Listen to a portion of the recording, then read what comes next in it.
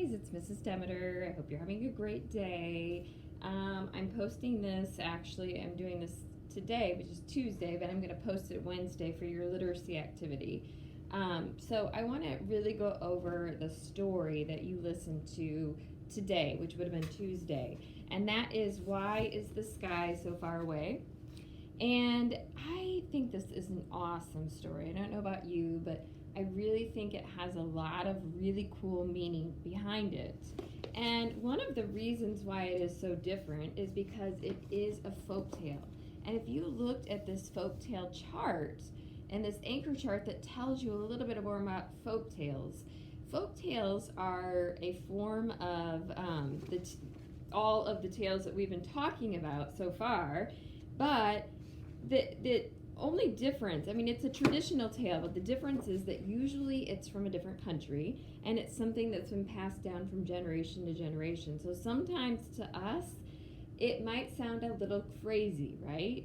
Because we're not used to the universe being like this, but there are different beliefs in different parts of the country. So we have to remember that. So it's kind of neat to listen to a folktale and learn, you're almost learning about the history of other parts of the world and things that other people believe in. And there are different countries that really get into the universe and the sky and the astronomy and stuff like that, and it's part of their life. So that's why I love this story so much. Not to mention, too, that the pictures, I mean, even though we're not used to pictures looking like this, I'm going to move my screen just a little bit that way. I feel like these pictures are awesome. It's almost kind of like, it reminds me of maybe like construction paper or something set down. So I really like those pictures. So we're going to talk a little bit about it. If you should have already either read or listened to the story, Why the Sky is Far Away. And this is a Nigerian folktale, which means it was told from years ago and passed down from Nigeria. So obviously the people in it are going to be from that origin. I want you guys to notice that on the sides, right here, of your book, these are guided questions. It's called closed reading, and it's going to help you, guide you along as you read. You know how when Mrs. Demeter says that you're going to use your reading voice when you're reading the words, but your thinking voice to stop at the end of each page and think, what did I just read about? That's kind of what these closed readings are on the sides. They're helping you to think about what you just read. It's kind of like an inner voice, or it's kind of like Miss Demeter in the classroom stopping you and asking you that question. Okay, so we're going to practice that today. We're also going to practice the fact, because tomorrow, I believe it is, when you have to go back into the story and answer the questions for this story. And that would be back on page 79, which I think is assigned tomorrow. So I want to make sure, and I want to hit, it'll actually be Wednesday when you see this video. So it'll be on that day that you're going to have this assignment. But I think some of you, when I was looking over some of your answers to some of your questions, you're not putting complete answers in there. So I want to talk about that a little bit, and I want to talk about how to go back in the story. Don't just put an answer down. I mean, you have the story right in your book that you can go back into and actually find the answer. So there should be no reason why you can't find the answer to these questions. Okay, so I'm going to come back to page 1, and I'm going to show you how to use this closed reading on the side. And I'm going to read the first page to you, and then I'm going to read this little thing here, this little closed reading insert, so that I can help you use this and guide you along, because eventually I'm going to have you do these things on the side. If we were in the classroom, we would be reading the story together, and I would be having you do this on the side as we were reading it together. And that's, now that you're at home and you're still learning, obviously, these are the kind of things that you can be doing at home as well. Okay, so the first page. In the beginning, the sky was very close to the earth. In that time, men and women did not have to sow crops and harvest them. They did not have to prepare soup and cook rice. The children did not have to carry water from the stream or gather sticks in the fire.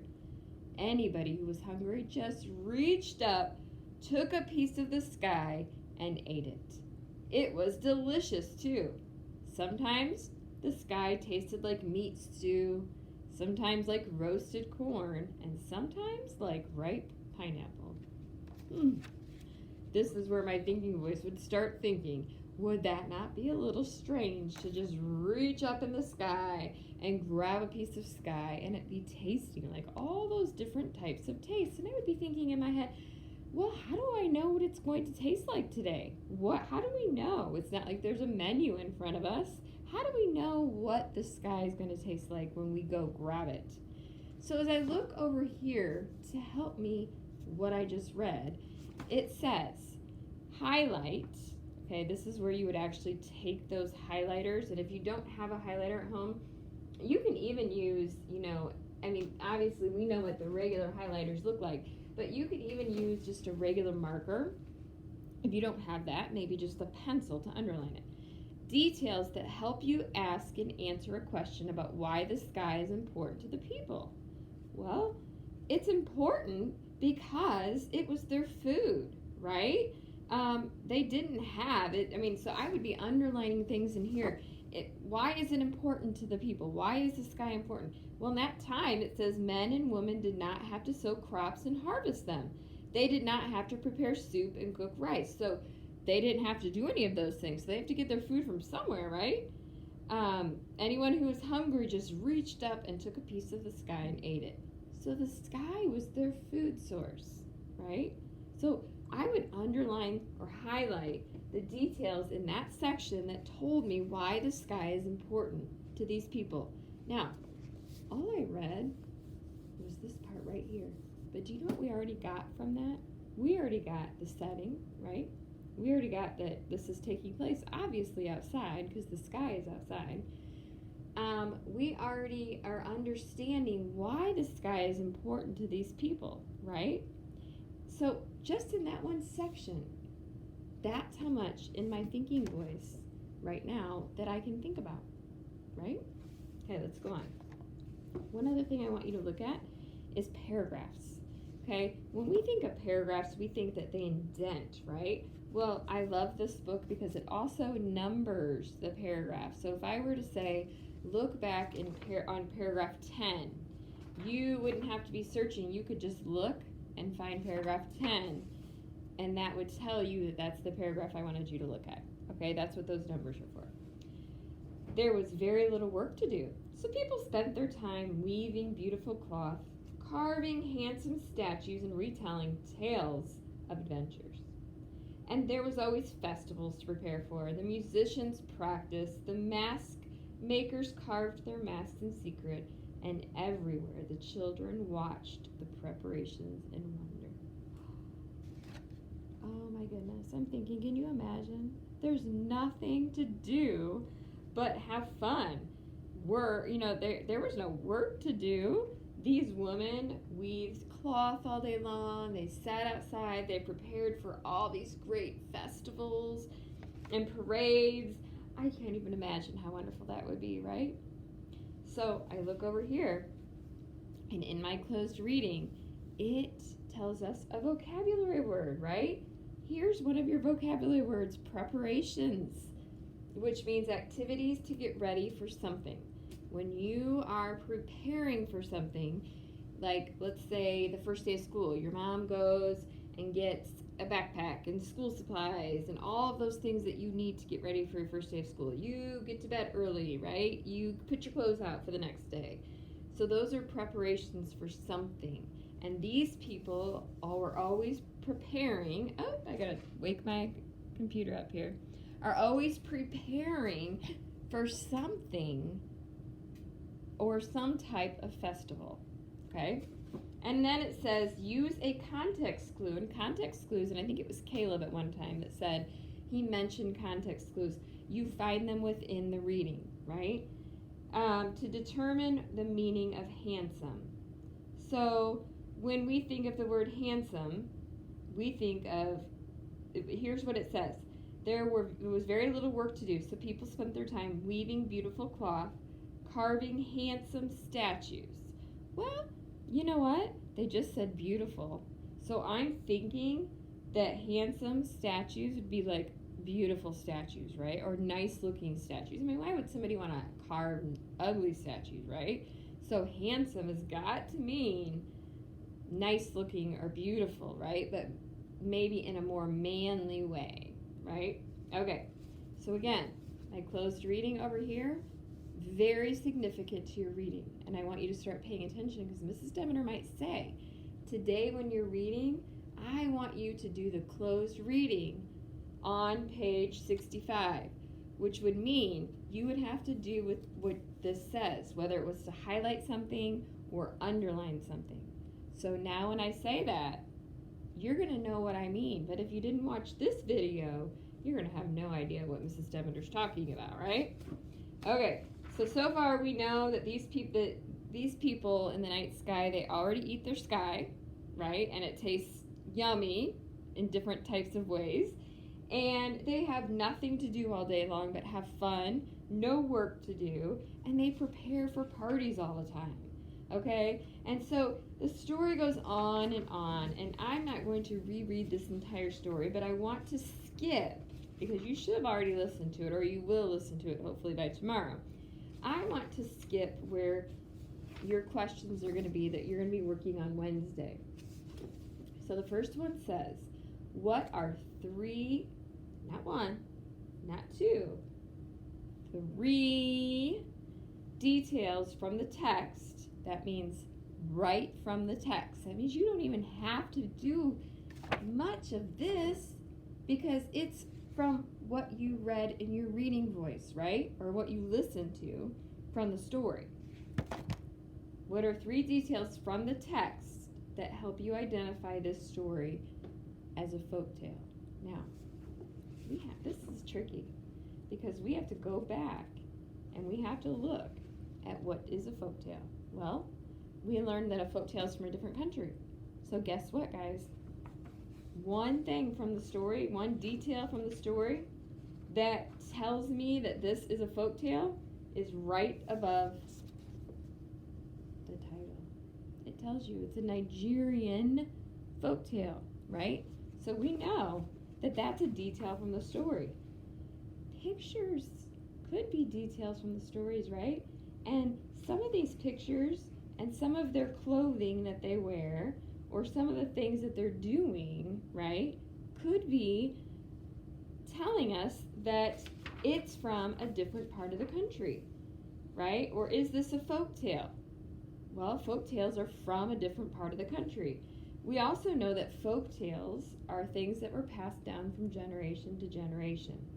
It says characters are usually people, animals, or non-living things that act like humans. Problems, often between people or people and animals, okay? So we would have to look for another detail in here that would have to do with those that went along with our folktales. So that's what I'm saying. You're going to have to go back in the story and get your answers, okay? Because everything from these questions are taken right from the story. That's what it means from the text. You don't have to go searching anywhere else except for in your story. So that's why I say if you read carefully the first time and you stop at the end of each page, it's going to make better sense to you when you come to the questions. And you won't have to go back and research as much as you would if you would just stop and focus. And every time that you read a page in your reading voice, you stop and your thinking voice. And ask yourself, what did I just read about, right? Talk to yourself. Yeah, it's okay to talk to yourself. When you read especially, right? Like Mrs. Demeter said, there's times when you may, 2 days down the road, start thinking about a story that you read, right? And it might all just kind of come to you and you're going to be thinking about things. All right, so I'm already at almost 15 minutes. Because like I said, Mrs. Demeter could go on and on. So I know that sitting, listening to instruction for more than 15 minutes, even more than 10 sometimes, is tiring. So I'm going to stop at here. And I'm going to remind you and bring all of this stuff up again when we meet in our small groups and possibly in our whole group. Just remember that when you're reading and you're checking for understanding in the questions, that when it says 3 or 2 or why, that you need to answer the entire part of the question, okay? And remember, I love when people restate the question. So for example, number 2 says, what is a logical argument? That means what is an argument that makes the most sense that you can develop to explain why the author included the author's note. So when I restate that question, I might say, the author included the author's note because, and then I would explain. Now, just on a little side note, the very last page of the story is where the author's note is. So what that question is asking you, why do you think that the author put this in there? There's a little note that tells a little bit of information about the story. Okay, why would the author put that in there?